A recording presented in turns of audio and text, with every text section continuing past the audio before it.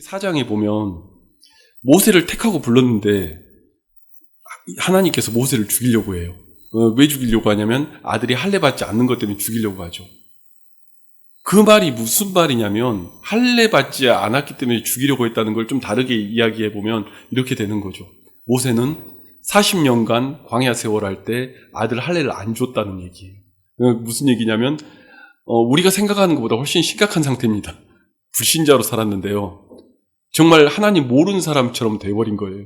자기가 한번 노력해서 40살에 한번 이렇게 해보겠다고 한 그 모든 것들이 물거품이 되는 순간 정말 아무 지분도 없고 아무것도 없는 처지로 광야에 내어졌고, 이드로의 양떼를 모은다는 건 자기 양떼도 아닌 양떼를 모은다는 거는 그 나이 될 때까지 80이 될 때까지 자기가 가진 소유가 하나도 없는 사람이 되어 있는 상태가 현재 모세의 상태죠. 그리고 의욕도 없고 자신감도 없고 게다가 신앙도 없는 상태. 그리고 돌아갈 모든 것들이 완전히 다 무너진 상태가 된 거죠. 제가 나중에 언젠가 말씀 대하면서 이 본문도 한번 다룰 수 있으면 좋겠다는 생각을 합니다만, 누가복음에 보면은 탕자의 비유가 나옵니다. 그런데 이 유대학자들, 그러니까 우리가 보는 탕자의 비유를 보면 우리가 볼 때 그게 그렇게 안 다가오는데 유대인들은 이 글을 보는 순간 아 이거구나라고 다가오는 게 있어요. 그건 뭐냐면 문화 차이 때문에. 어떤 게 있냐면요, 돼지 쥐염 열매를 먹고 있는 자리가 있잖아요. 그 모습을 보면서 아 탕자가 어땠을까라는 생각에 대해서 사람들은 생각지 않는데 이 유대인들이 보면요, 이건 굉장히 충격적인 얘기입니다. 왜냐하면 여러분 레위기에 보면 뭐라고 하죠? 돼지는 가증한 동물이죠. 그러니까 귀신 때도 돼지한테 집어넣는 예수님의 사건이 나올 만큼 돼지는 가증한 동물이에요. 그러면 유대인이라면 돼지를 칠까요? 안 칠까요? 안 치죠. 당연하죠. 유대인은 돼지를 안 칩니다. 그런데 이 사람이 돼지 치는 일을 하고 있었던 거예요. 왜 그랬을까요? 그 명분이라는 게 있어요. 그 사람들이 뭐가 있냐면 자기 이웃 주변에, 옛날 우리나라도 있잖아요. 거지가 들어와 있으면 그 사람은 그 욕을 먹어요. 왜 그러냐면 저 사람 굶도록 내버려 뒀다는 것 때문에 욕을 먹어요. 우리도 옛날에 부자들은 그랬거든요. 자기 집안 반경 몇 킬로 안에 굶는 사람이 있다 그러면 아무리 부자가 잘 나갔어도 욕을 먹는데, 이 유대 문화에는 그게 있었던 거예요. 그래서 유대인뿐 아니라 그 바깥의 이방인들마저도 사실은 그런 문화 속에 갖고 있는 거죠. 자기 반경에 가난하게 굶어 죽는 사람이 있으면 자기가 사람들로부터 욕을 먹게 되니까 어떻게 하면 가장 좋은 명분이 되냐면 그 거지한테 절대 하지 않을 일을 주는 거예요. 그러니까 탕자가 왔는데 저 사람이 보니까 유대인이거든요. 그러면 걔한테 뭘 시키면은 얘가 일을 안 하겠어요? 돼지 키우는 거 시키면 그럼 자기도 명분이 있잖아요. 제가 일을 줬는데 일을 안 가져갔다 이렇게 말하면 되니까 그 사람한테 그 거지한테 뭘 주지 않아도 되는 입장이 되기 때문에 그 이방인들은 그걸 선택한 거예요. 그래서 사실은 유대인들은 이걸 보는 순간 알아보는 건데 우리는 그 문화가 아니니까 못 알아보는 거죠. 그러니까 사실은 제가 탕자의 비유도 한번 나중에 깊이 있게 다뤄보면요, 굉장히 그런 디테일함들이 많습니다. 그 아버지가 한 행동도 그렇고 굉장히 디테일한 게 많아요. 왜냐하면 그게 불가능한 상황들을 만들어서 하거든요. 제가 다음 기회에 한번 탕자의 비유 가지고 한번 말씀을 이렇게 한번 나눠보겠습니다. 그러니까 줄 수 없는 완전히 정말 아버지께로 돌아간다는 건요, 이 탕자가 끝난 거예요. 인생이 끝난 거예요. 그러니까 뭐도 끝났냐면 자기의 명분과 신앙의 밑바닥도 끝난 거예요. 완전히 끝난 상태. 그러니까 지금 이 모세가 사실은 그런 상태죠. 완전히 자기 명분도 끝났고 아무런 뭐가 없는 상태. 자기 아들을 키우는데 아들한테 하나님의 자녀라는 간판이라고 하는 타이틀이라고 할 수 있는 할례를 행하지 않는 것, 그것 자체도 사실은 이 사람에게 있어서는 이미 그 종교 자체도 사라진 거예요. 내 조상으로 믿던 하나님, 그게 사라진 거예요. 그런 사람한테요, 하나님이 다가와서 이야기하는 거예요. 너의 백성을 구원하겠다. 와, 미쳐버리죠. 난 지금 믿지도 않는 하나님이 어느 날 40년 동안 완전히 공중에 떨어져 있던 그 사람이 하나님 앞에 그렇게 섰으니까. 제가 이 이야기가 도움이 될지 모르겠습니다. 제 친구 이야기인데요. 통합측 목사인 친구 이야기인데, 그 친구가 한 번은 전도사 시절이에요. 그 간증을 한 적이 있어요. 저희 목사들 모임할 때. 골목에서 이렇게 골목에 가는데 저쪽 끝에서 어떤 술 취해 보이는 껄렁껄렁한 아저씨가 한 명이 비틀비틀하면서 이렇게 걸어오더래요. 그러니까 이게 아무리 봐도 맞닥뜨리면, 그 막다른 골목에서 맞닥뜨리면 분명히 저 아저씨가 나한테 시비를 걸 것 같은데, 이걸 앞으로를 향해 가야 된다. 그렇다고 뒤로 빠지기도 애매하고 이런 상황에 놓인 거예요. 진짜 이렇게 막 가까이 다가올수록, 와, 이걸 전도사가 때릴 수도 없고, 이걸 뭐 어떻게 방어할 수도 없고, 별 생각이 다 들었대. 근데 딱 마주친데 아니야 다를까. 딱 옷깃을 붙잡더래요. 자기 옷깃을. 딱 붙잡으니까 뭔가 딱 쳐다봤더니 그 아저씨가 그렇게 말을 하더래요. 당신 전도사나 목사요? 이렇게 물어보더래요. 그러니까 무슨 얘기이 벌어졌나 봤더니 그분이 한 얘기가 당신 전도사나 목사요? 이러니까는 뭔 일인가 했더니 이 아저씨가 얘기를 하는 거예요. 자기가 술이 취해갖고 택시를 탔는데 술기운에 이렇게 봤는데 그 택시 안에 그 이렇게 십자가 목걸이도 있고 뭐 이렇게 기독교적인 그런 느낌이 있는 택시를 탔대요. 자기가 탔는데 술 기운에 잘 보이진 않는데 근데 술 깨고 정신 차리고 보니까 길바닥에 떨어져 있고 지갑 다 털려 있더래요. 와, 근데 자기도 교회라고는 뭐 이렇게 자주 가는 건 아니지만 한 달에 한 번은 가고 뭐 이렇게 어쩌다 이렇게 한 번씩 가는 사람인데 와, 이 상황이 이해가 안 가고 납득이 안 가니까 거기서 하나님한테 따졌대. 거기 앉아갖고 주저앉아갖고 하나님한테 따졌대. 막 따지면서 막 따지다가 하나님한테 하늘 보고 쳐다보고 따지다가 술 취한 채 따지다가 결론이 뭘로 났냐면 그 하나님 그거 살아계시면 내가 이 길 끝에서 만날 때 전도사나 목사 만나게 해주시오. 진짜 하나님 살아계시면 내가 이 길 끝에서 만날 때 이 길 끝에 걸어갈 때 전도사나 목사 만나게 해주시오. 이렇게 말을 했대요. 근데 전도사를 만난 거예요. 진짜 전도사요? 막 이러니까는 자기 지갑을 딱 꺼내가지고 명함하고 다 꺼냈대. 자기 신학교 학생증하고 장신대 다니는 학생증하고 어느 교회 전도사 그 증서하고 이걸 두 개를 다 보여줬대요. 이렇게 위아래로 쳐다보더니 갑자기 무슨 어린애처럼 주저앉았고 막 울더라는 거예요. 막 울더니 벌떡 일어나갖고 막 삿대질 하면서 뭐라고 하더래요. 당신 같은 전도사나 목사가 똑바로 안 가르쳐서 한국의 크리스찬들이 다 이 모양 이 꼴이라고 아주 한국 교회를 대표해서 전도사님 욕을 먹었다는 얘기를 들은 적이 있습니다. 누군가에게는 있어서는 어쩌면 하나님을 만나는 순간이죠. 누군가에게 있어서는 정말 다 끝난 것 같은 그 순간에 하나님이 마주대하는 순간이죠. 저는 그 자리도 참 복되다고 생각이 많이 들었습니다. 지금도 청소년 사역자로 활약을 하고 있는데 그 친구가 가끔 청소년 집회 때 이간증을 하더라고요. 우리들이 살아가면서 어쩌면 그렇게 맞닥뜨려지는 순간들이 있죠. 정말 하나님이 살아있어? 라고 하는데 어느 순간 하나님이 그 앞에 있고 그리고 우리한테 이야기할 때가 있죠. 이 모세에게는 하나님이 이렇게 나타났고요. 우리 등대교회는 또 어떠한 모습으로 각양 모습으로 또 등장하는 것 아니겠습니까? 오늘 또 우리 봉사하는 집사님이 열심히 막 그 음향 고치다가 하고 뭐 이런 손길들을 하나하나 볼 때마다 그 영상을 들었더니 소리가 이상하더라고 와서 고치러 와가지고 막 하는 그 모습 하나하나 볼 때마다 야, 이분의 감사하죠. 이분 앞에도 감사한데 더 크게 감사한 건 하나님이 우리 교회를 사랑하시는구나 이런 손길들을 생각해 볼 때가 있어요. 그 섬세하게 우리의 삶 속에서 이야기하시고 말씀하신 하나님이 우리에게 이렇게 존재하는구나 하는 순간들을 느낄 때가 있습니다. 어쩌면 이 모세에게 그렇게 하나님이 나타난 거죠. 그러니까 모세가 이야기를 하는 거예요. 자기는 불신자잖아요. 사실은 불신자잖아요. 여러분 40년 동안 불신자면 거의 불신자 아니에요. 불신자잖아요. 불신자인데 그에게 나타난 하나님이 너를 통해 이스라엘을 구원하겠다고 이야기하니까 그 떨기나무에 타오르는 불꽃이 그렇게 얘기하니까. 그러니까 지금 모세가 이야기를 하는 거예요. 당신의 이름이 무엇입니까? 당신의 이름이 무엇입니까? 이 말 속에 여러분 우리의 인생들이 다 느껴지지 않아요? 어쩌면 우리의 인생들이 다 느껴지지 않아요? 우리 인생 속에서 정말 이 말을 어떻게 하게 됐을까? 이 말을 어떤 마음으로 했을까? 진짜 당신 이름이 뭡니까? 나 이렇게 살았는데 당신 이름이 진짜 뭡니까? 나를 이런 곳에 내어놨는데 당신 이름이 무엇입니까? 이렇게 묻는 질문이 있는 거죠. 그런데 하나님이 자신의 이름을 말하는데 나는 스스로 있는 자다 이렇게 말하는 거죠. 이게 히브리어 말로 하면 에쉐르라고 표현되어 있는데 이게 영어 문법도 잘 안 맞아요. I will that, I will 뭐 이런 말이거든요. 그러니까 무슨 말이냐면 그냥 나는 나다인데 나는 너의 이게 will로 써서 어떻게 표현된 거냐면 나는 너의 미래에 너와 함께하는 그 모든 미래 속에 역사하는 하나님이다. 이 얘기를 하는 거예요. 나는 처음부터 알파와 오메가요. 모든 우주의 우주인데 이 모든 속에서 너의 미래를 주장하는 나 하나님이다. 이야기하는 것이죠. 여러분, 그러면서 당신의 이름을 뭐라고 얘기하냐면 이스라엘의 하나님, 그리고 그 아브라함, 이삭, 야곱의 하나님, 그들에게 말했던 여호와란 이름을 이야기하는 것이죠.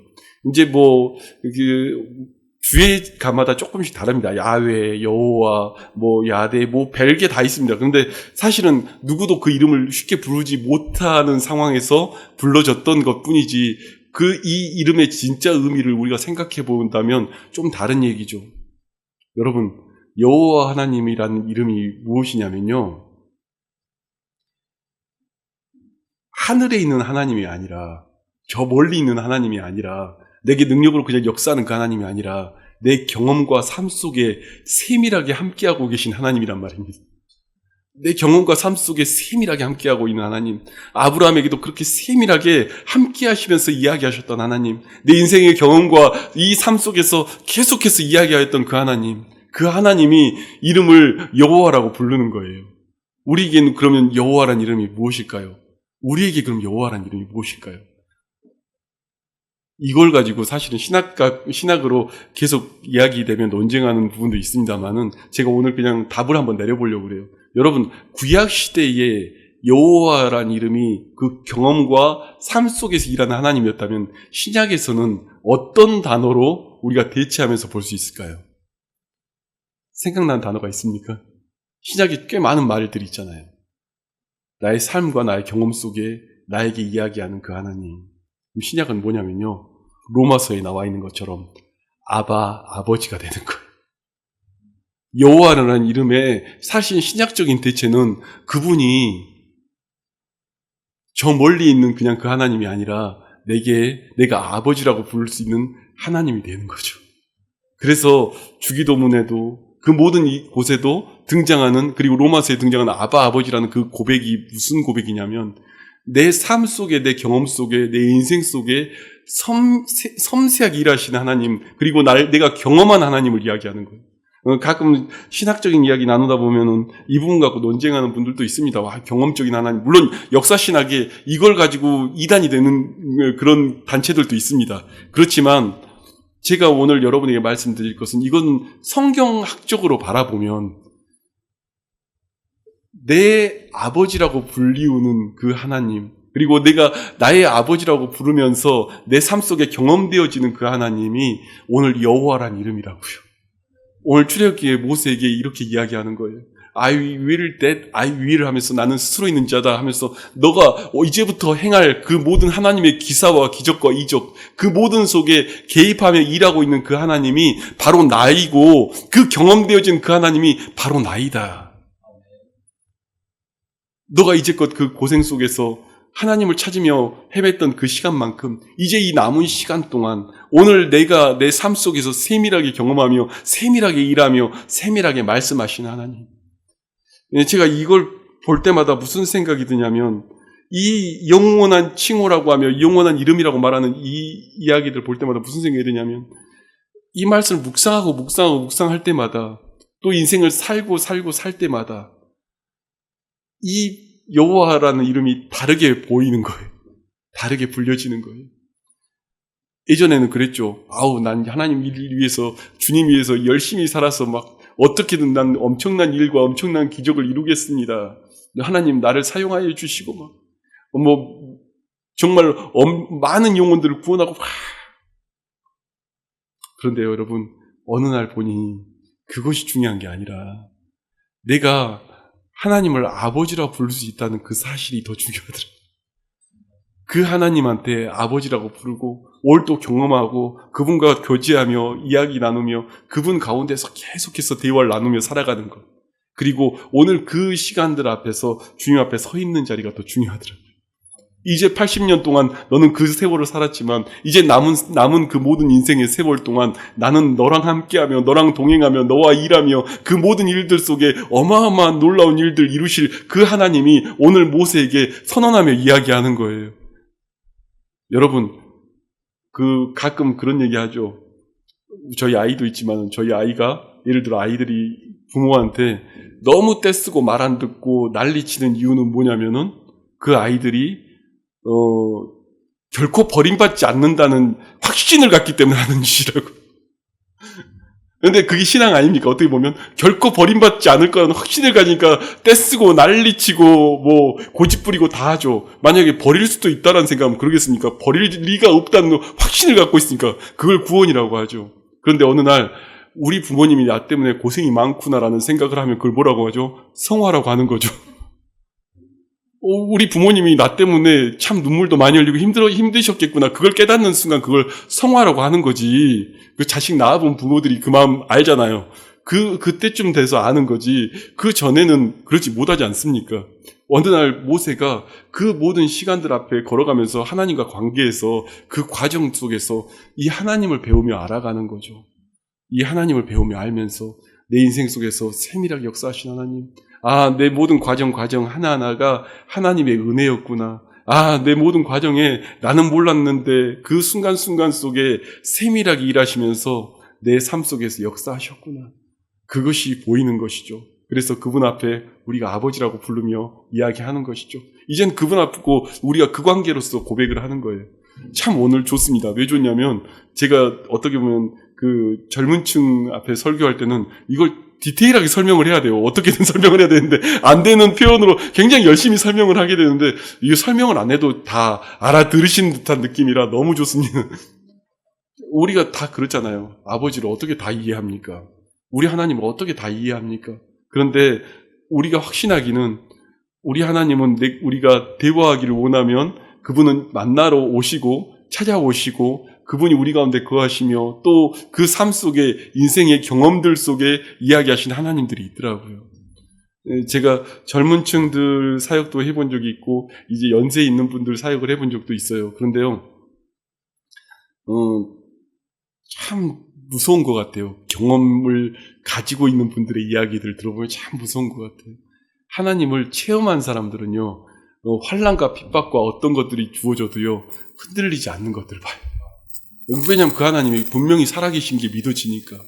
그 하나님이 내가 이 어려운 역경과 이 과정 속에서도 오늘 겪고 정말 답이 안 나오는 뻔한 상황들 앞에 놓여서 부딪히고 어렵긴 한데 그 뒤 건너편에서 나를 보시고 계시고 내 작은 신음에도 응답하신 하나님이란 걸 믿어진다는 것이 참 놀랍더라고요. 그게 믿어진다는 것. 내 작은 신음도 분명히 아시고 내가 정말로 어려워할 때 그 하나님도 나와 함께 기도하시며 내 곁에 계신다는 그 사실이 믿어진다는 것. 여러분, 내 삶 속에 그 하나님이 체험되는 인생의 답들이 날마다 여러분 삶 가운데 있기를 원합니다. 모세에게는요, 이 얘기를 하고 있는 거예요. 저는 그래서 구약 전체 속에 나와 있는 하나님에 대한 묘사 중에 가장 진하게 느껴지는 부분이 이 부분이에요. 영영한 표정으로, 그리고 오늘 영영한 답으로 오늘 우리에게 말씀하신 하나님, 오늘 우리에게 이야기하시며 오늘 우리를 붙드시는 그 하나님, 여러분의 하나님이시기를 주님의 이름으로 축원합니다. 오늘 우리에게 날마다 그 얘기 속에 나아갈 때 우리가 간구할 수 있는 거죠. 어쩔 때는요, 여러분 이 얘기하고 마칠 건데요. 저도 이제 사역자로 살아가면서 기도하는 생활들 속에서 가끔 하나님하고 대화하다가 하나님한테 혼날 때가 있어요. 뭐 때문에 혼나냐면 너는 꼭 기도 제목이 있어야 나를 찾더라. 여러분 생각해 보세요. 기도 제목 없는데 여러분 하나님과 대화하는 것 자체가 즐거워 그 가운데 기도하는 게 진짜 아니겠어요? 아니 데이트하는데 꼭 조건이 있어야 뭘 얘기를 하는 게 아니라 조건이 없어도 얘기를 해야지 정상이죠. 아니 연인 사이에 행복할 때 조건이 없이 그 사람하고 얼굴만 봐도 행복한 게 정상인 건데 어느 날 대화를 하라고 시켜놓으면요 기도 제목이 있어야 가더라고 다. 제가 청년들한테 그 얘기를 많이 하거든요. 기도 제목이 있을 때 꼭 갖고 기도하는 게 답이 아니라 없어도 가지고 대화할 수 있어야지. 아멘이세요? 이거 아멘 하는 건 진짜 체험적인 신앙이 있는 분들이에요. 기도 제목이 없이 대화할 수 있어야 하나님과 진짜 대화가 되는 거죠. 하나님 내게 말씀하여 주세요. 내가 오늘 이 길에서 어떤 길을 가야 합니까? 하나님 내게 이야기하여 주세요. 나는 그 어떤 것보다도 주님과 대화하는 것이 가장 즐겁습니다. 이게 돼야죠. 근데 기도 제목 꼭 나와야 뭘 하더라고요. 여러분 여기 오신 분들은 이런 기초신앙이 아니라는 건 믿고 제가 말씀을 드리는 겁니다. 이거 이렇게 얘기해도 오해하는 분들이 있어요. 아니, 그럼 기도를 하란 말이야, 말란 말이야, 자꾸 오해를. 근데 이게 지금 영적인 이야기니까 여러분 조금 다르게 이해가 되잖아요. 기도 제목이 없이 기도할 수 있어야죠. 사실 주님과 대화하며 나누며 구하다 보면요, 어느 순간 기도 제목을 갖고 기도하는 게 아니더라고요. 그분이 만났는데 즐겁고 그분하고 대화하는데 즐겁고. 제가 이간질을 한번 한 것 같아요. 저는 왕따가 돼서 한번 버려진 적이 한번 있습니다. 물론 결혼 전 얘기인데. 그러니까 정말 어떻게 보면 제가 3개월을 산속에 있었는데 정말 아무도 나를 찾지 않는, 정말 모든 사람이 날 버린 그런 상황에 놓였었고, 그리고 아무도 날 찾지 않는 상황에 3개월 동안 산에 기도하러 간 적이 있어요. 그때 제가 제 기억에 40여 독 한 것 같아요, 성경을. 3개월 동안. 그러니까 정말 막 빠져서 하나님과 대화하는 것만, 그 속에 살아서 밥 먹고 그것만 하는 거예요. 그 밥 주는 기도원이 있거든요. 그래서 들어가지고 그렇게만 지낸 거예요. 근데 진짜로 제가 그 기간 동안 주님과 대화하며 나눈 그 데이트가 딱 10년 사역하더라고요. 그 재료 갖고 10년을 사역하더라고요. 근데 그때 기도할 때 제가 그 경험을 해본 적이 있어요. 한 솔직히 마지막쯤 됐을 때는 너무 행복한 거예요.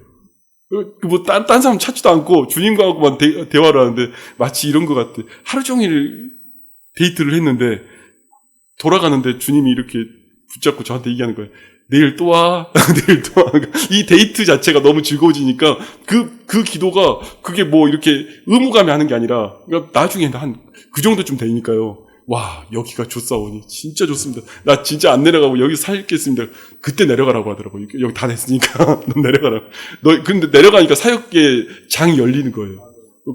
아무것도 없었던 상황에서 사역의 장이 갑자기 열리기 시작하는 거예요. 제가 그때 보면서, 그 시간들 보면서 가끔은 그 시간들이 그리워요. 지금은 부딪히고 만난 사건 이야기, 또 여러 가지 복잡한 관계성의 이야기 참 많이 복잡해 있잖아요. 그런데 가끔은 그 시간들이 그리울 때가 있어요.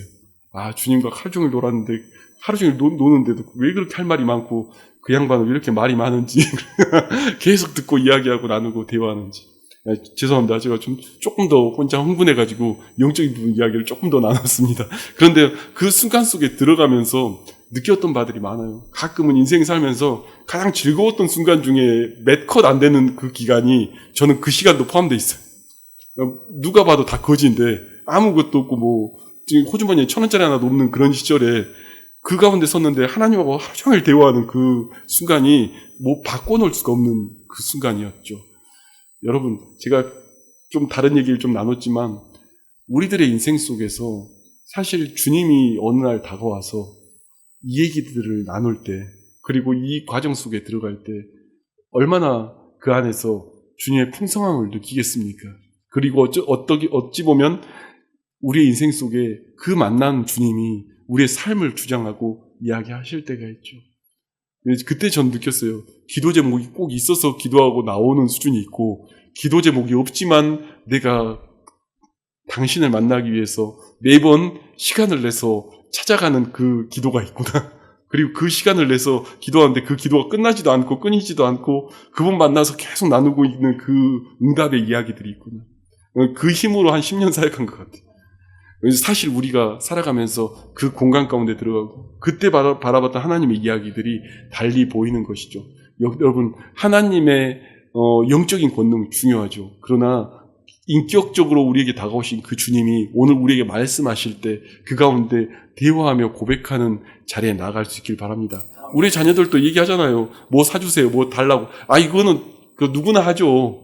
그런데 어느 날 당신의 마음이 이러면 얼마나 아프겠습니까? 라고 생각되는 순간, 얼마나 저 영혼들 때문에 하나님 얼마나 가슴이 아프십니까? 이게 느껴지는 순간, 그것이 이제 모세에게 다가와 있는 하나님의 이야기가 된 거죠.